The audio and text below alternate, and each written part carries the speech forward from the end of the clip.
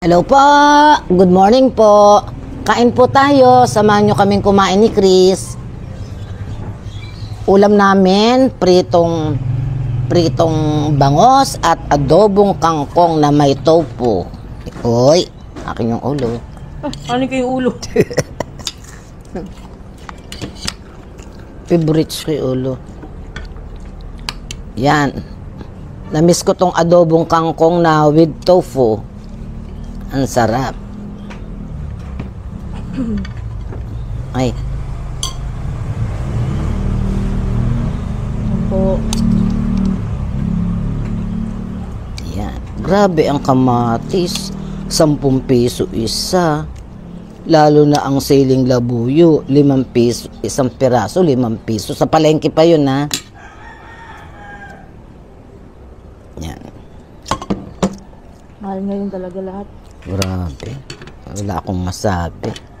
Ano pa yung kutsara? Yung tofu nga. Dati 20 lang yung isang, yung ganyan. Ngayon 30. Buti nga 10 piso lang tinaas eh. Like yung mga siling labuyo. Mahal pa din sili?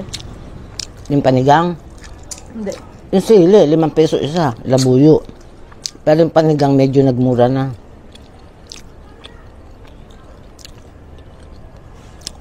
Sarap.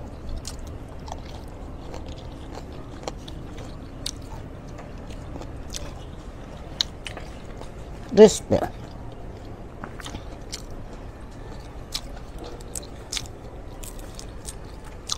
Ano yung kalamansi toyo yan?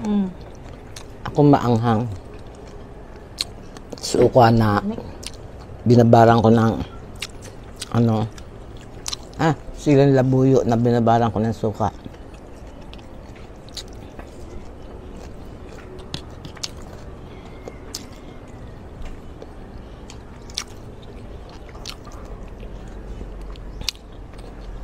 Niyayaya ako dapat ni Susan ngayon eh. Doon man nangali ang kalalaw eh. Eh, busy yung mga tao. Bakit nandun ba siya? Sino? Tita Susan? Nandiyan sa kanila. Hindi pumasok.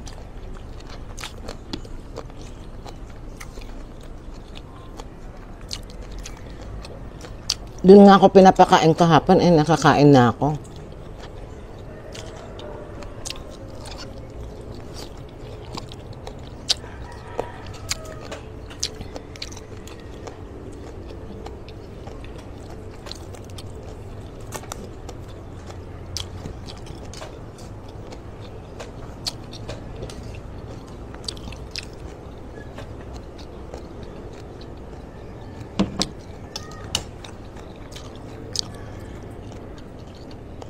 Kala ko kanina kagabi talbos to eh. Kangkong pala. Pati kangkong dagmahal tsaka talbos. Kahapon yung talbos 18 ang isang tali. Kangkong 15.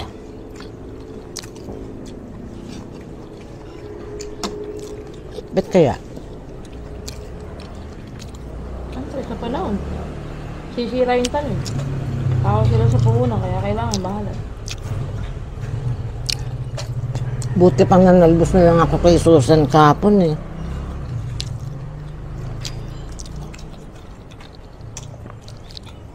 Saan ba doon? Doon sa lalim ng puno mangga.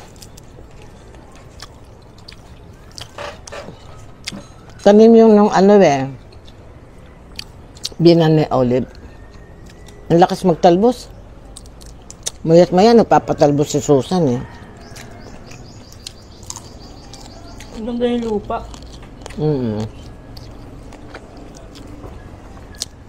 Nagad niya. Umulan naman. Yung sinabog ko ditong saluyot, hindi yata tumubo. Bakit lupa natin? Dating ganda, no? Damo lang kaya tumubo. Dapat daw dyan may idilig. Napamatay insekto. Ganito yung lagi mo niluluto ng bata kami, di ba? Kaya nasanay kayo sa gulay eh. O kaya ano. Pero madalas ano, malunggay.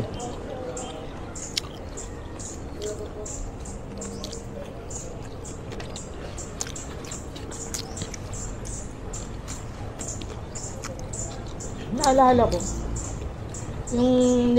yung bahay natin sa ano dati sa Pines. May atswete, Nema. Puno ng atswete. Sa likod. Ang namimiss ko doon, mga laga kong native na manok. Dami. Doon din nga yung mga kalapati niya naubos eh. Pagbalik niya, wala na yung mga kalapati niya.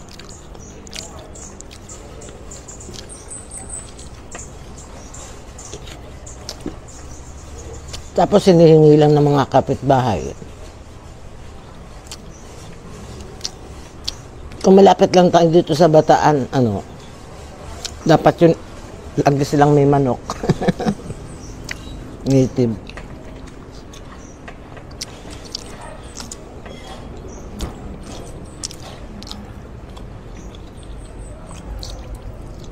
Galing kay ano yun eh, Tita Baby. Ha? Mga manok mo, di ba? Galing kay Tita Baby. Hindi ko alam kung saan ang galing. Nakalimutan. Baby. Pato. Hindi ko alam kung saan galing yun.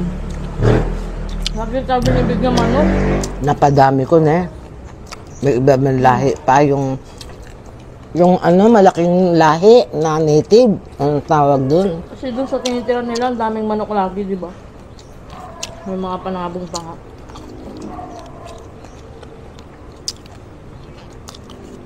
Tutas na rin lagi nagbibigay sa atin.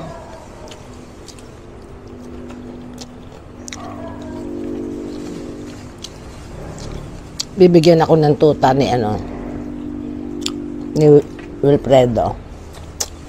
Ang tuta. Tuta. Askal yata siya pero maganda ang ano, lahi. Bakit naman ang termo? Askal? Sabi ko, basta lalaki, bigyan mo ako na. Sige, pagka naawat na sila, sabi ko gano'n. Sabi ko, pusa. Sabi ko, ang ganda ng pusa. Eh. Parang may lahi. Wala na daw yata. Sabi niya gano'n. Pag nanganak lang daw uli. Yung sa Hermosa ba? Yung ininjan mo? Hindi ko inindihan. Layo-layo, hindi ko naman alam puntaan yung sinasabi niya.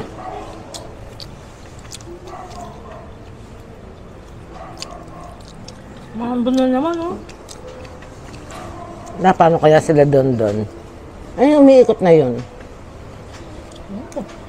Ayun, no. Tanungin mo. Da. May dala kaya silang kapote. Meron yan.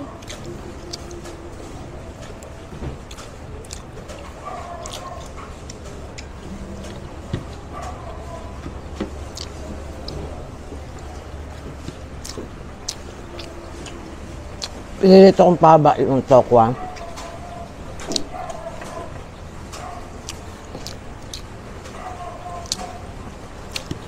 Tokwa, tofu. Ang tofu yata, ibang tokwa. Ang tokwa medyo matigas, ang tofu malambot kahit iprito mo siya. Malambot ang loob. Extra firm. Masarap pa din yung gawa na nagtataho. Sarap. Yun. Yung mga gawa na nagtataho. Oo. Walang asim, walang pait.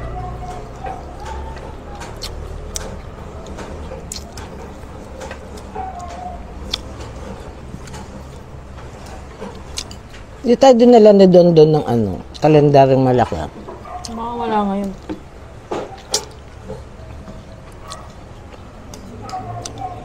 Hindi yung mawawala sa kumpanya nila. Nakalimutan siguro.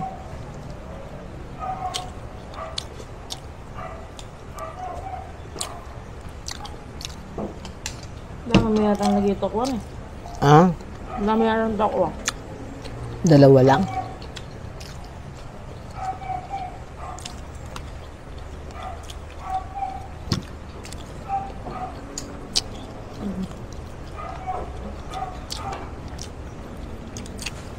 Parang last year din naman gandang umuulan, no?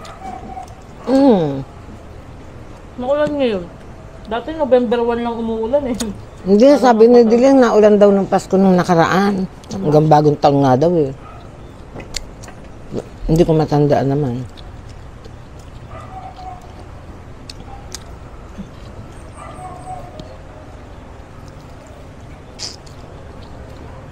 Sarap.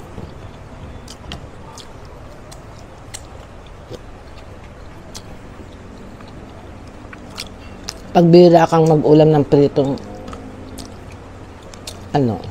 usually itong ganitong bangos, inaano ko, ginagamitan ako ng sauce. Tocho, ganyan-ganyan.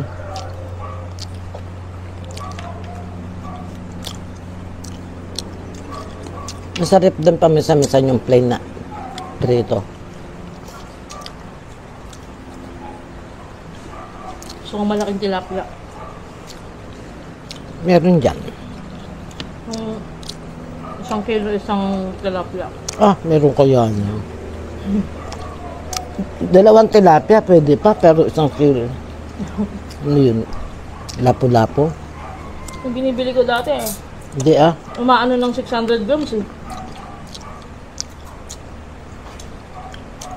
Sarap, di mahirap mag-imay. Ang daming ngayon, pampano. Pinanghahanda eh. Frozen naman lahat ng pampano eh. Lahat naman frozen, pero yung pero yung bangos, tilapia. Kasi yung mga nangingisda, Binabiyahe pa yun eh. nagtatagal sila sa laot, kaya may mga dala silang napapanood ko yan sa YouTube, yung mga mangingisda. May mga baon na sila, doon sila nagluluto. Lalo na yung malalaking isda. Ang lalaki ng cooler nila. Mga mangingisda, hindi naman sarili isang araw lang, tapos babalik na yun. Hindi nga. Minsan nga, naabot ng halos 1 buwan eh.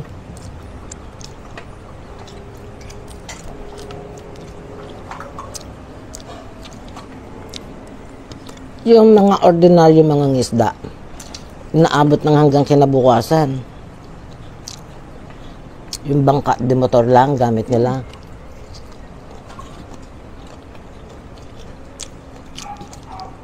May apple pa doon. Kuha ka. Gusto mo? Kung yung apple. Excuse. Excuse na. Ang dali ko nabusog.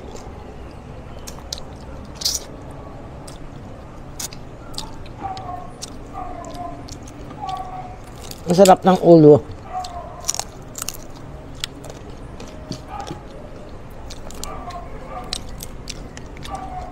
Nung kumain kami kala Tita Nini mo, niyaya ako nagpunta rito si Tita Bemo tsaka sa diba? Sinat ka, di ka nagpunta. Shot ba, hindi man? Sa Dakila. Hindi ko nabasa. Hindi mo nabasa. Niyayaya ka. Saka si Erika. Niloloko nila si Erika. Bakit? Sabi, Erika, dahil sa mahal ka namin, tinirang ka namin ng ulam, manok. Baon na niya. Yun nga. Nung Pasko, may yata kayo? Preta lang manok ba yun? Yata. Binaon pa niya. Pagdating niya, yun daw uli-ulam. Yung baon niya, yun din yung ulam. Kinain mo na sa bahay, binaon. Hindi, kinain mo na nga ng Pasko, binaon pa niya. Yun pa rin ang ulam niya pagdating. Niloloko nga siya.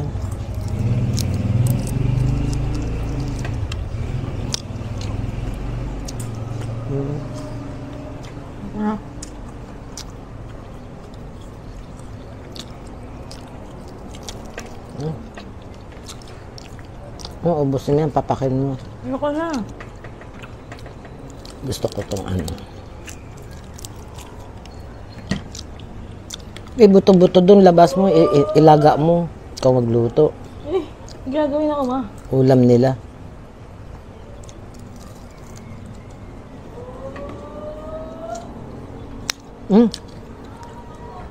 Doon na lang tayo kain sa Yan. Pares. San Benito. Video ko. Ayayin mo sila.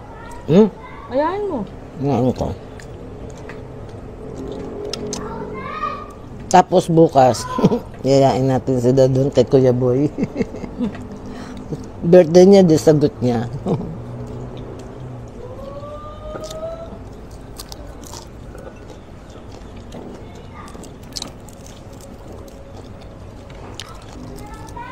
Paano mo nakakagat yan? Paano mo nakakagat? Hugasan mo. Hugasan mo muna.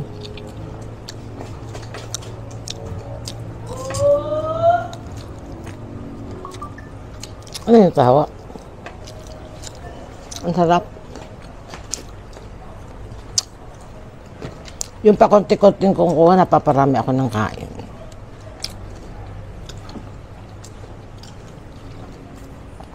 Ayan po, magandang araw po sa atin lahat. Dito po nagtatapos ang ating video. Ayan, hanggang sa susunod pong muli. Manood na lang kayo hanggang sa susunod muli. Maraming salamat sa mga viewers. Ingat po tayong lahat. Bye-bye. God bless us all.